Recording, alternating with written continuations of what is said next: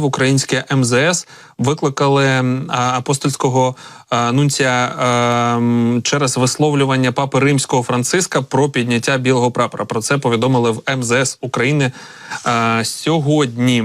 Тож будемо очікувати на результат того, що буде відбуватися. Я нагадаю, що папа Римський Франциск напередодні заявляв, що для України було б сміливим вчинком підняти білий прапор та розпочати переговори з Росією щодо війни. Слова понтифіка страшенно обурили відповідно громадян України, їх духовенство, політичних лідерів та навіть керівництво інших держав.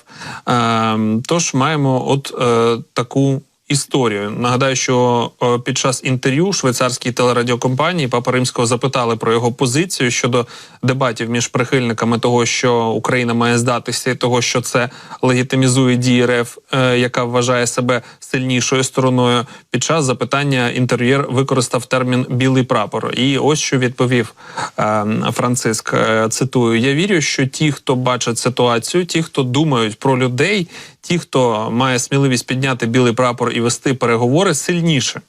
І сьогодні про це можна домовитися за допомогою міжнародних сил.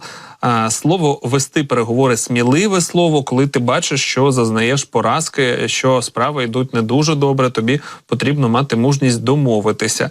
Папа також звернувся до українців із закликом не соромитися почати переговори, поки не стало гірше. Натомість Франциск пропонує вчасно домовлятися, шукати якусь країну, яка виступить посередником. У Ватикані швиденько почали пояснювати, що мав на увазі папа. Директор прес-служби Ватикану запевнив, що Франциск використав термін «білий прапор», запропонований його інтерв'юєром, щоб вказати на припинення воєнних дій та перемир'я, досягнуте за допомогою сміливості і переговорів. Понтифік не мав на увазі капітуляцію України.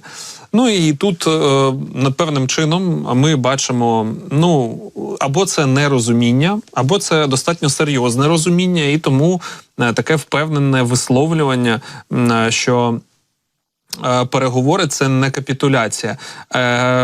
Чомусь всі від України хочуть, щоб вона пішла на переговори, при цьому до Путіна абсолютно ніяких питань паралельно щось не кажуть, не піднімають. Чомусь папа Франциск не згадав, що на Путіна виписаний ордер на арешт через крадіжку українських дітей. Чомусь він не згадав, що той же Навальний недавно помер, та ж опозиція.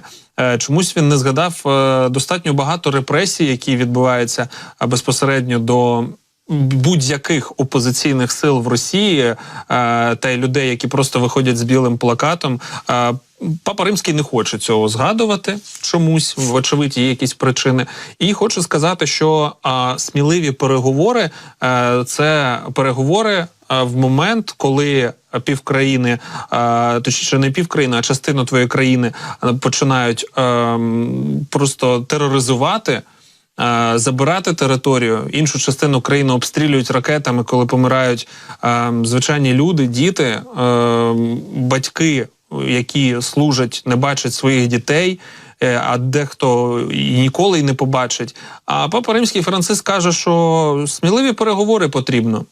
Ось така, знаєте, двозначна позиція або просто нерозуміння, що відбувається і хто такий Путін. Хоча насправді там і розуміти нічого. Вся ця історія, не говорячи вже про 8 років, останні 2 роки безпосередньо після повномасштабного вторгнення, вона ж розставляє всі крапки над «і». Все те, що творила Росія на нашій території, той підхід, ті страти, зґвалтування, це ще недостатньо, аби от такі люди, як папа Франциск, зрозуміли, хто такий Путін, і що коли ти постійно цьому звіру будеш кланятися таким чином, то нічого хорошого не буде. Так, вони там далеко, вони не відчувають цього, але карма така штука, яка працює, і вона буде працювати в будь-якому разі, навіть коли ти вдаєш, що ти сильний такий, що ти хочеш там якогось миру, але це не істинна позиція. Істинна позиція – це вимагати справедливості, це вимагати озброєння для України, допомогти Україні боротися. Оце справедливість.